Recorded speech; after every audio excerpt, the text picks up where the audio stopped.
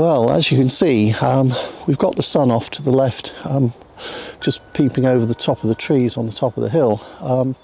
It's causing some quite harsh lighting conditions, as you'd expect.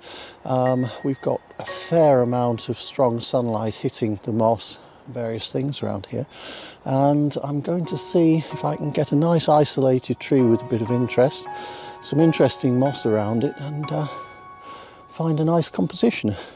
I do struggle in these woodland situations. I love them, and I really do enjoy taking pictures here and places like this, but it's often quite difficult to find something that's unusual and isolating it enough from the background. One technique I often use is putting quite a long lens on, typically the 100-400, because with that I can actually pull out a particular tree and throw a lot of the background into out of focus. Anyway, let's see how we get on.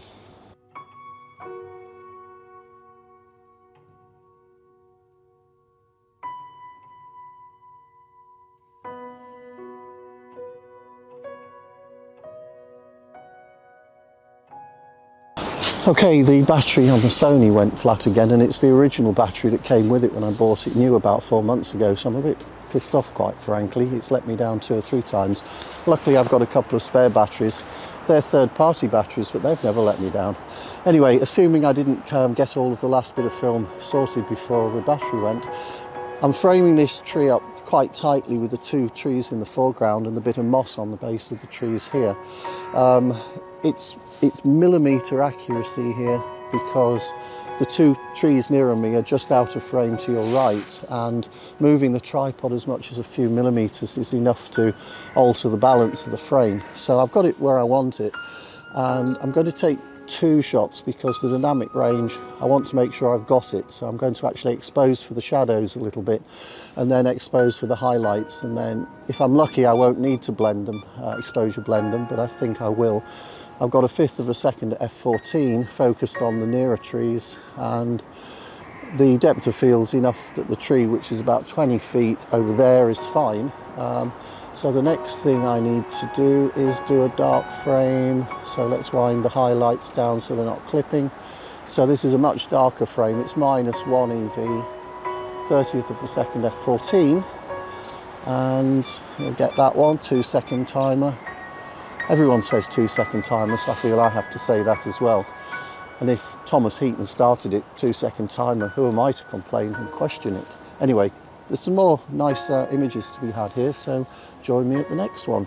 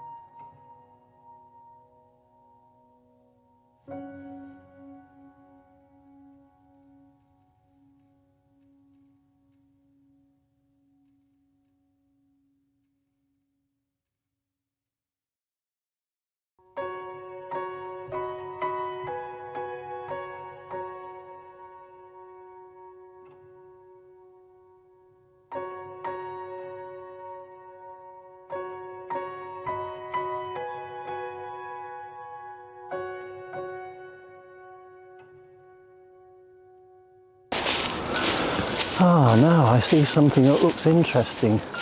The sun's lighting up this really ancient old oak. I think it's an oak. It's a really weird shape, and it's very fascinating, and the way the light's picking it out and the roots on the edge of this bank in front of me. I think I need to set up for a shot of this one. That is startling, that really is.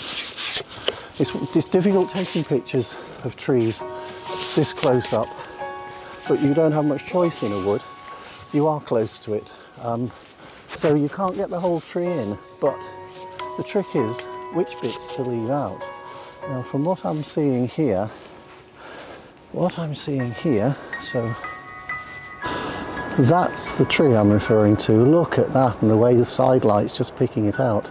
The trick is getting this tree on its right out of the frame and not pulling this tree in on the left. So I'll have to move probably to about somewhere around about here to exclude, or perhaps a bit further. Yeah, I think that sort of framing is what I'm looking for. So let me go and get the tripod, set the camera up, and let's see what we get from that.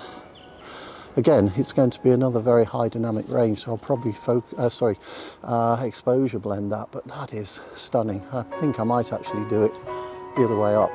Sorry about that, make you feel sick, but I think it's more a portrait shot than a landscape shot. So bear with me, I'll go and get the tripod and we'll get set up and I'll be back in a second.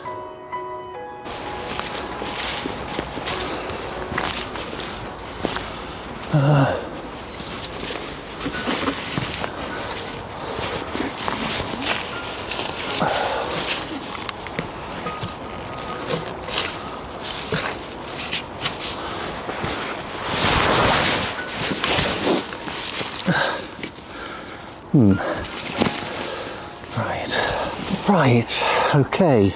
Oh, that's tipped over, has it?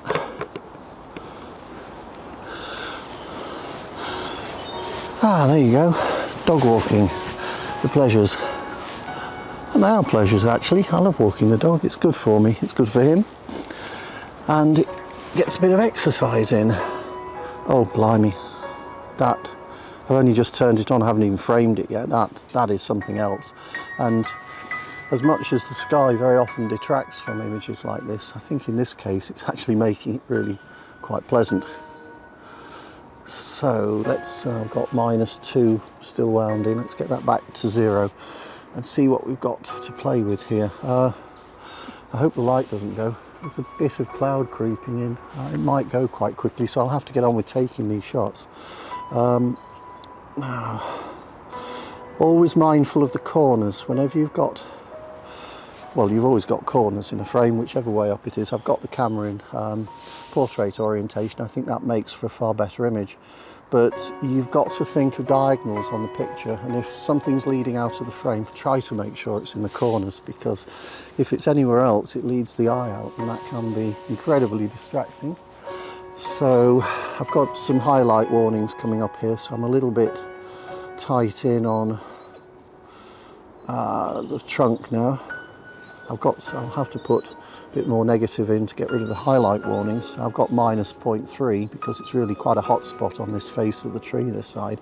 So I'm going to take 3 different bracketed shots of this, 30th of a second f14, and that's one at -0.3 exposure, and I'll try and do one at about +1, that will bring out some of the shadows as well.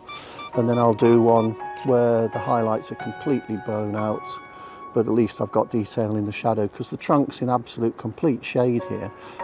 It's going to be an extreme dynamic range for sure. I always do this. I find it the safest thing to do. Shush, Oz. I find it the safest thing to do to actually exposure blend.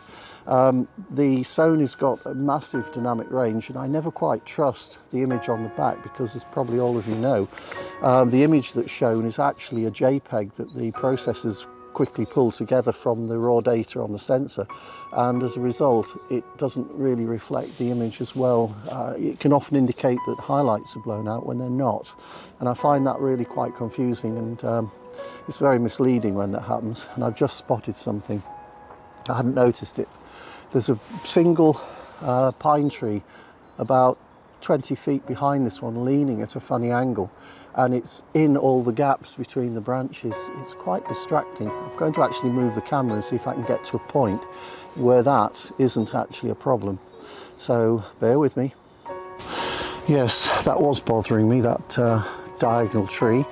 I've managed to move closer to the tree, and actually, because of the slight lean on the tree itself, it's completely obscured the pine tree behind it, which I find a lot more satisfying.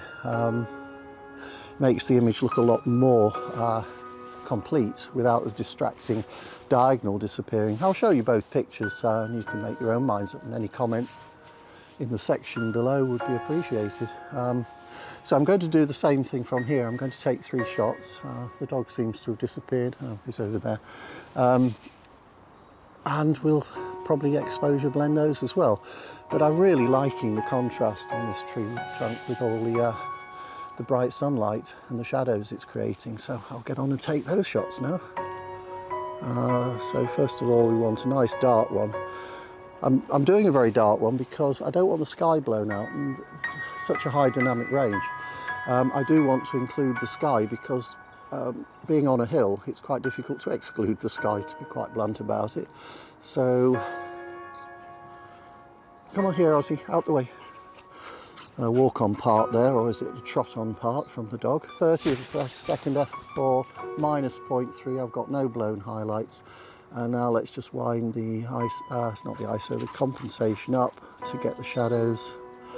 6th of a second F14, and ubiquitous 2-second timer. Oh, I'm quite pleased with that. I think that's going to make a very pleasant image. The wind's died down quite a bit, so there's no movement, so even those relatively slow shutter speeds not going to cause me a problem. So I'm going to finish up here, and I'll move on to the next place.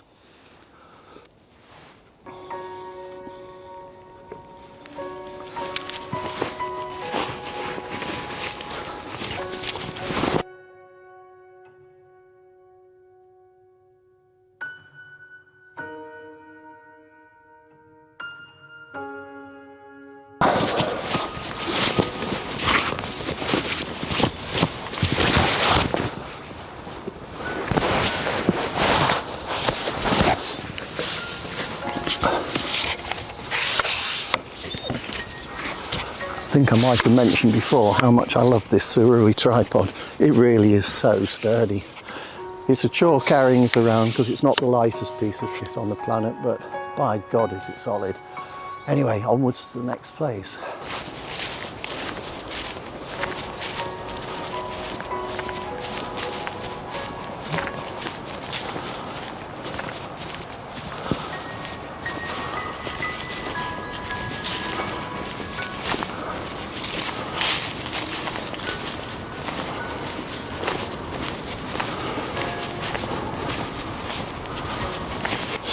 Okay, I've set the camera up. I've got the 100 to 400 on. There's one particular tree that's got some rather interesting moss on it. It's also got some rather interesting shape. And I want to do a bit of an intimate detail shot. So bear with me while I do this.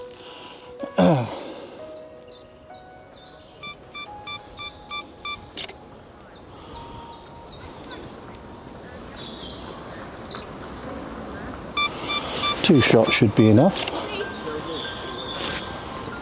Yeah, that'll work. That definitely will work.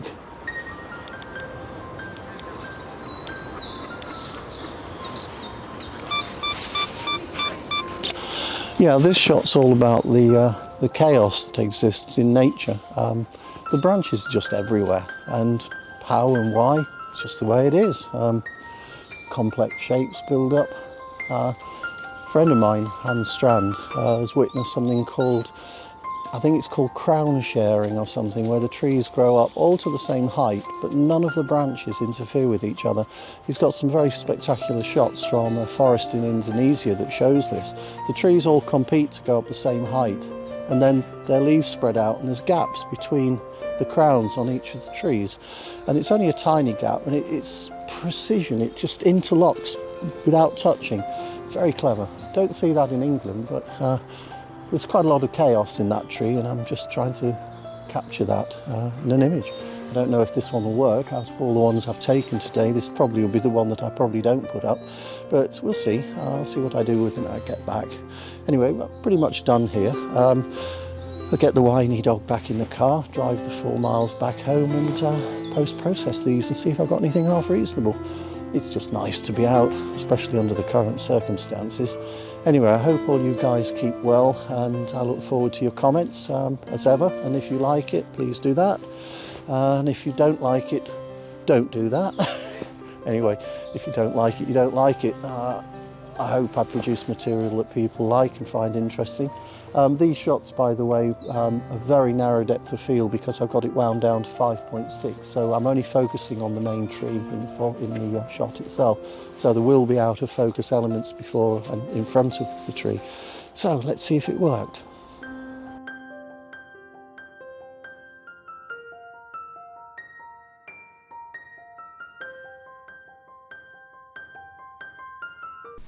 Thank you very much for watching. If you like this video, please give it the thumbs up, and please also subscribe so that you get notified when I upload new videos.